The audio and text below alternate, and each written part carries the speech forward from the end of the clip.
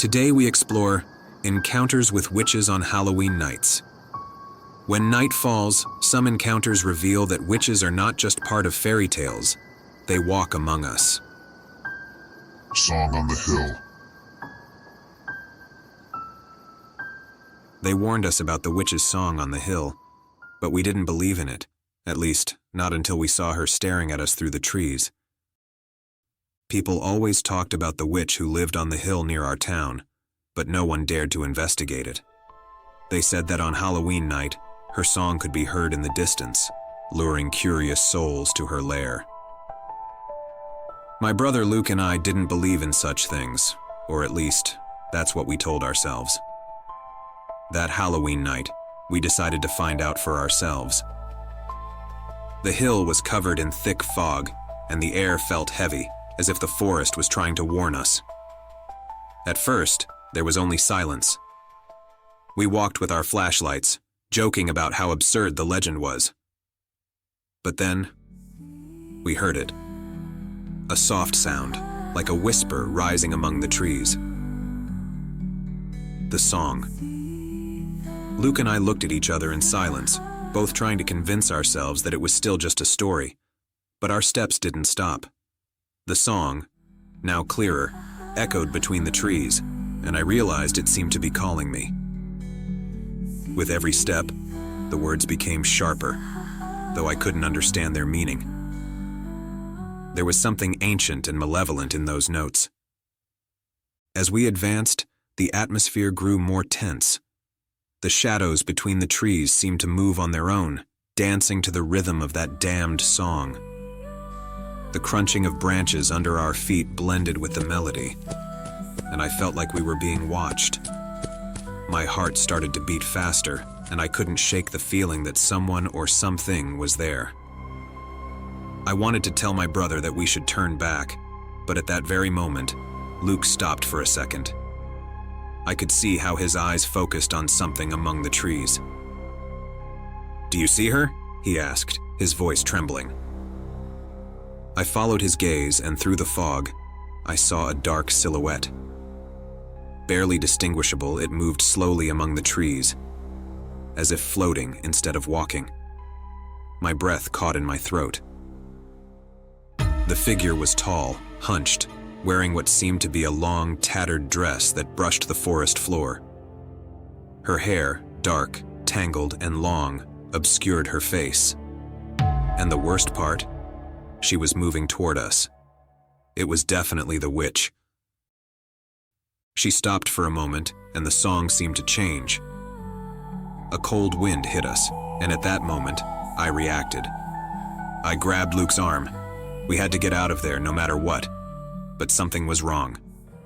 My brother wasn't responding. His eyes were fixed on the witch, as if he was trapped in a trance. The forest around us seemed to grow darker, the shadows thicker, and the air even colder. The silhouette of the witch turned and started moving again, slowly, gliding between the trees. I could clearly feel her intention of leading us to her. I was paralyzed, but something inside me wanted to follow her. I knew we were in danger, and if we went with her, we wouldn't come back. Finally, I was able to move, and I managed to snap Luke out of it. He blinked several times and shook his head, as if waking up from a nightmare. Even though the urge to follow the witch still gripped us, we managed to take a few steps backward. The song grew louder, more intense. It was as if it was begging us to return. We turned to descend the hill, but we couldn't help glancing back. And there she was, standing among the trees. The silhouette remained motionless, watching us from a distance. Although I never saw her face, I could feel her eyes piercing into us. The wind carried her distorted song, making it echo in our heads. And I knew that if we didn't run, something far worse would happen. We started running downhill, stumbling over roots and branches. Her song gradually faded behind us, but the feeling that something was following us didn't go away until we reached the base of the hill. We didn't tell anyone what we had seen, but every Halloween, I can't help feeling anxious. Even when the wind blows from the hill, I swear I can still hear that distant song calling me again, and I can feel the witch's gaze, waiting for me to follow her. The new neighbor. Everyone in the neighborhood said she was a witch, but I never imagined I'd find out in the worst way that Halloween night. My street had always been quiet, a typical neighborhood where everyone knew each other. But everything changed when that old woman arrived. No one knew where she came from, or when she bought the abandoned house at the end of the block. The only thing we knew was that, since she moved in, we had never seen her come out during the day. Among the kids in the neighborhood, rumors started to spread that the old woman was a witch.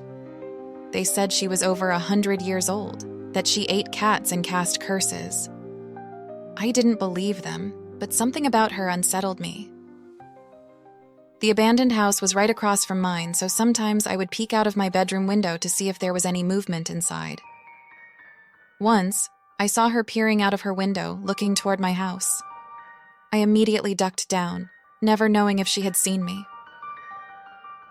On Halloween night during a game, my friends and I dared each other to knock on her door. For some reason, I volunteered.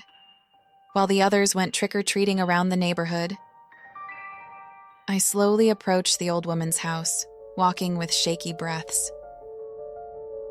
She's just an old lady, I kept telling myself, trying to calm my nerves as I climbed the steps. But when I reached the door, the air around me felt colder than usual. I stopped for a second, unsure if I should go on. However, something deep in my mind pushed me to turn the door handle. It was unlocked. Inside, the house smelled of dust and dampness. As I walked down the dark hallway, the creak of the wooden floor broke the silence. I quickly turned around, but there was no one there.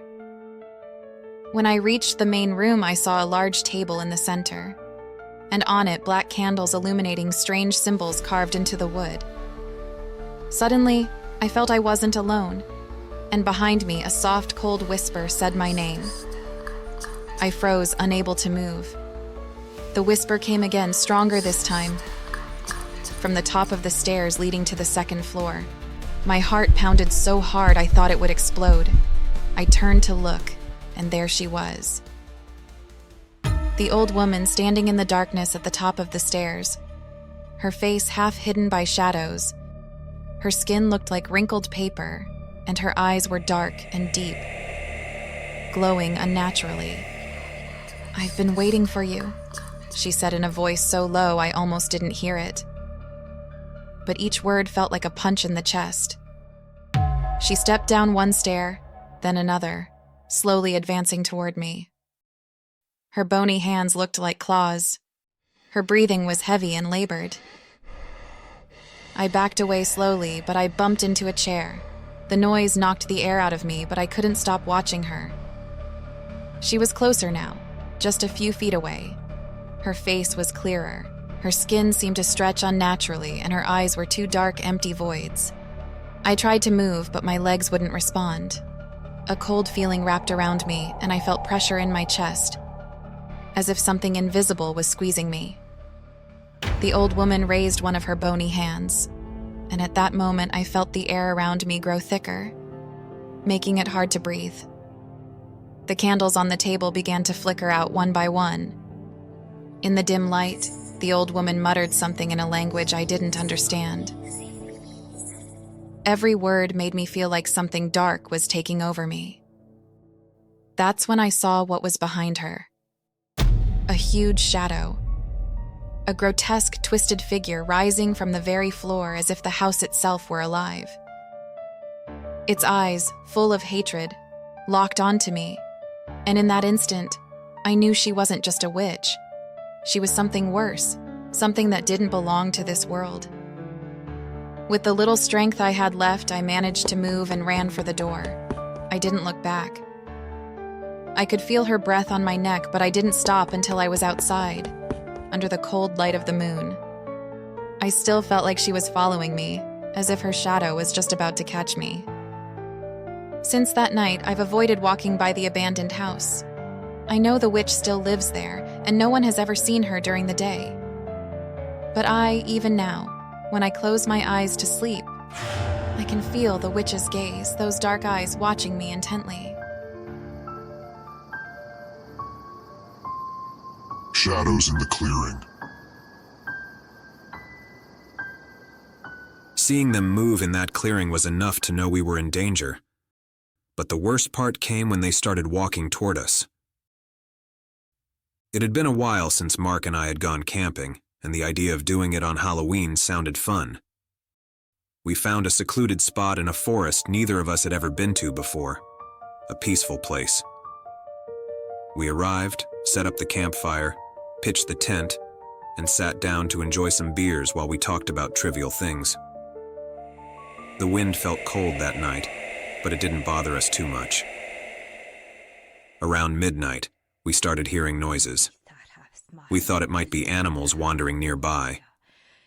But the strange thing was that the sounds were coming from one place, deep in the forest, far beyond where we had explored earlier. Mark, always curious, suggested we go check it out. We grabbed a flashlight and ventured into the trees, walking in the direction of those sounds.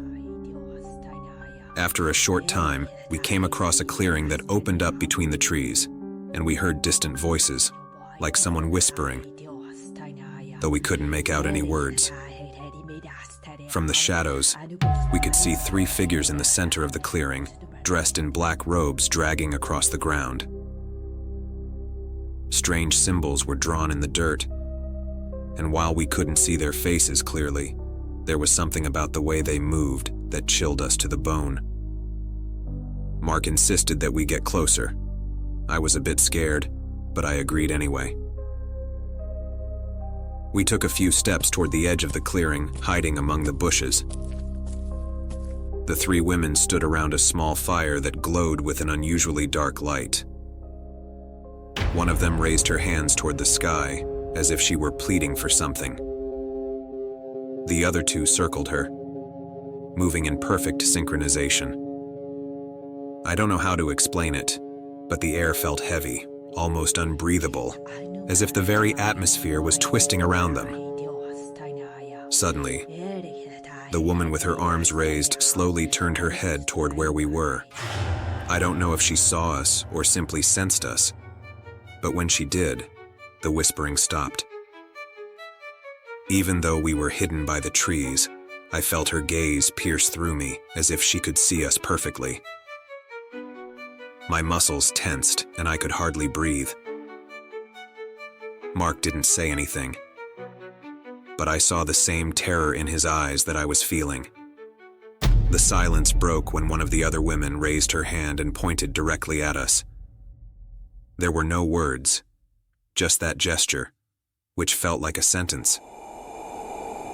The fire in the center of the clearing seemed to extinguish all at once, and in that instant, the 3 of them began moving toward us. We turned and ran.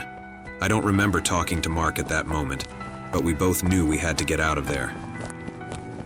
The flashlight fell to the ground as we started running at full speed through the trees, not looking back.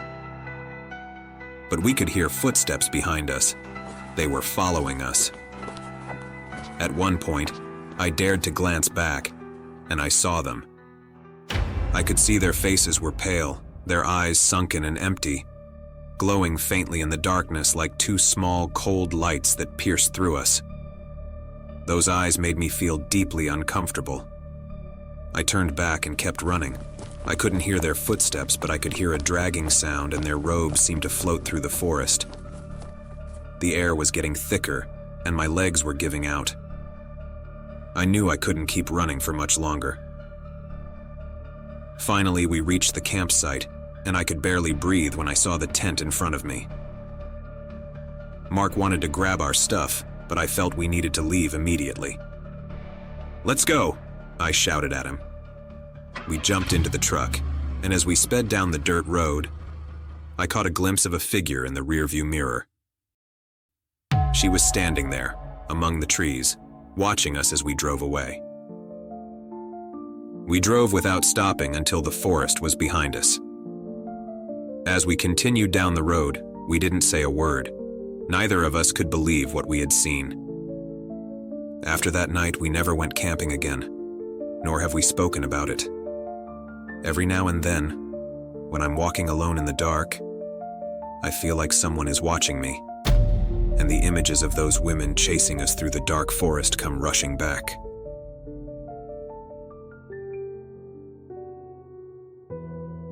Thank you for journeying with us through the dark passages of these stories.